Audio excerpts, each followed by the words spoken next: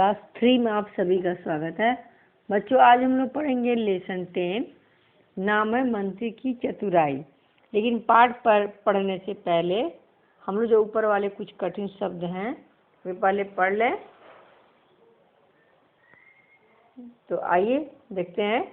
राज्य, हाहाकार, विडंबना, समृद्धि, बुद्धिमान, मुश्किल, निर्णय। अब चलिए कहानी पढ़ें। बहुत समय पहले की बात है। सोनगढ़ नाम का एक राज्य था। वहाँ राजा वीरेंद्र प्रताप राज्य करते थे। राजा वीरेंद्र प्रताप कभी कभी ऐसे निर्णय ले लेते जिससे प्रजा में हाहाकार मच जाया करता था। लेकिन विडंबना यह थी, उनमें से किसी की भी हिम्मत राजा के सामने बोलने की नहीं होती थी। एक दिन राजा वीरेंद्र प्रताप नदी के किनारे घूम रहे थे। उनके साथ उनका एक मंत्री चतुर सिंह भी था। घूमते हुए अचानक राजा ने मंत्री से पूछा, मंत्री जी, इस नदी का पानी किस ओर जाता है? महाराज, यह पानी पूर्व दिशा के राज्यों में जाता है, मंत्री ने उत्तर दिया। क्या उन राज्यों के लोग इस पानी का उपयोग करते हैं? राजा ने मंत्री से पूछा। जी हाँ महाराज, मंत्री ने कहा। यह बात सुनकर राजा को क्रोध आ गया। उन्होंने मंत्री से कहा, तो यह कारण है उनकी समृद्धि का। इस पानी को अपने ही राज्य में रोक लीजिए। आज के बाद यह पानी पूरब के उन राज्यों में नहीं जाना चाहिए। मंत्री को पता था कि मूर्ख राजा को समझाना मौत को बुलावा देना है, इसलिए उसने राजा के सामने मुंह तक नहीं खोला।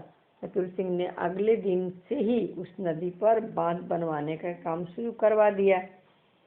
जब बांध बनकर तैयार हो गया, तब धीरे धीरे नदी का पानी राज्य में जमा होने लगा और सोनगढ़ की प्रजा के घरों में घुसने लगा। प्रजा परेशान हो गई, लेकिन उनमें से किसी की हिम्मत राजा के सामने बोलने की नहीं थी। थक हार कर वे राजा की बजाय मंत्री के पास गए। उन्होंने बताया कि यदि इसी तरह पानी का दबाव बढ़ता रहा तो हम लोगों की जान खतरे में पड़ जाएगी।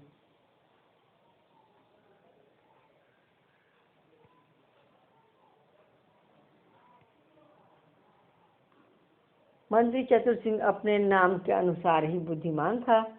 उसने समझ लिया कि राजा को समझाना आसान काम नहीं है। उसने काफी सोच विचार कर एक रास्ता निकाला। उसने राजमहल में घंटा बजाने वाले आदमी को बुलवाया और उससे कहा, आप आधी रात को ही सुबह होने का घंटा बजा देना। ऐसा ही होगा मंत्री जी, उस आदमी ने कहा। घंटा बजाने वाले आदमी ने वैसा ही किया। उसने आधी रात में ही सुबह होने का घंटा बजा दिया। घंटे की आवाज़ सुनकर राजा की नींद खुल गई, परंतु बाहर आकर देखा तो हैरान रह गया। उसे बाहर अंधेरा ही अंधेरा दिखाई दे रहा था। वह सोचने लगा, सुबह तो हो गई, परंतु सूरज को क्या हो गया? वह दिखाई क्यों नहीं दे रहा? कुछ देर इंतजार करने के बाद राजा ने मंत्री को बुलवाया। उसने मंत्री से पूछा, मंत्री जी, सुबह हो गई है, फिर भी सूरज क्यों नहीं दिखाई दे रहा? देखिए मंत्री जी क्या जवाब देते हैं। मंत्री जी भी राजा को कैसे मूर्ख बनाते हैं। मंत्री इसी अवसर की तलाश में था। उसने कहा कि महाराज, दरअसल हम लोगों ने अपने राज्य में नदी का पानी रोक लिया है। बदले में पूर्व दिशा के राज्यों ने सूरज की रोशनी रोक ली है। यह सुनकर राजा परेशान हो गया। उसने मंत्री से कहा कि अच्छा, ऐसी बात है, लेकिन सूरज की रोशनी अगर पश्चिम दिशा में नहीं आई तो हम लोगों का जीना मुश्किल हो जाएगा। हमें अंधेरे में ही रहना होगा। नहीं, ऐसा नहीं हो सकता। राजा की बेचैनी बढ़ती जा रही थी। इसी समय मंत्री ने कहा कि महाराज, क्यों न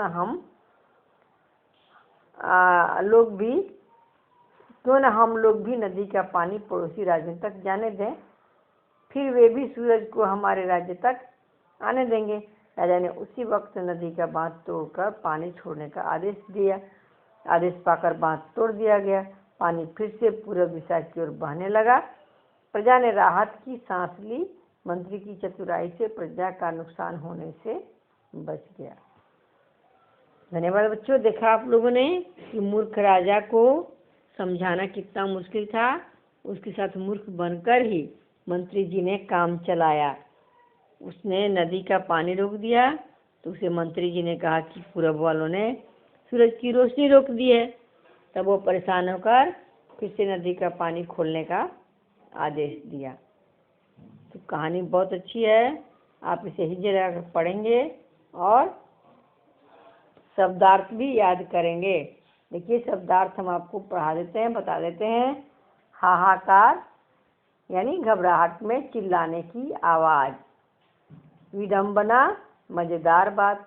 समृद्धि उन्नति। प्रजा लोग। बेचैनी घबराहट। इधर भी एक है निर्णय यानी फैसला यानी डिसीजन। धन्यवाद। आप हीजे अगर पढ़ेंगे और शब्दार्थ याद करेंगे। प्रश्न उत्तर हम दूसरे दिन आप लोगों को बनाकर देंगे।